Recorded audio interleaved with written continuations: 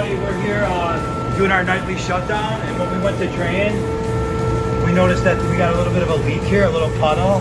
It's misting right out of that fitting right there.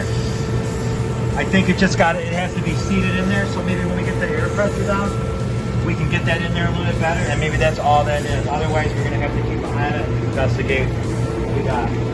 Let you know what's going on. Thanks. Oh, I love hot glue. Got the hot glue gun and some plumbing things together. Make a deer feeder, faucet hole feeder, and just like the other one, and it worked great. Put it together, ready to roll.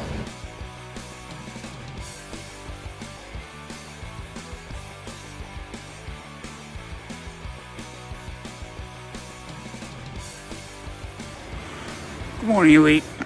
So we did get the new lineup.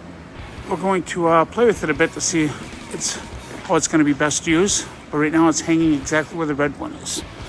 This one here we're using to blow things off. The new chemical one is what we're going to use for spraying granite. Hey everybody, Robert down here at the finish line, Station 1. And this morning we tackled the issue of this outlet here. This conduit was loose and the wire was hanging. I apologize, I should have made a before video. But what Chris and I did is we got it back in its home, we got it seated properly. And then we placed some 2x behind here to give it support. And it runs all the way through now. And then I took a zip tie. I was looking for some clamps, but I couldn't find any. So I just took a zip tie, I looped it around, and then I took the excess and screwed in there. And that seems to be working pretty good. I just put one on there because I didn't want to overdo it. You know, version 1.0 here, but it seems to be looking pretty good. So thanks. Took what they had started and we just narrowed it up, turned it sideways, put a lean on it. So it's a tube in. Got a little more fastening to do, but. And so you can pull it from the front where you would need it. Exactly, and it doesn't need anything to help hold it, it just leans. The order of operations was first on the left, then all the way to the right, and then somewhere in the middle. And so Steve and I aligned it in the direction and have what we do the actual job for making hoses. Greatest basketball player that ever lived. And by the way, it's not really a question, it's rhetorical, because we all know the answer is number 23, right? If you think it's LeBron, the door's right there, okay?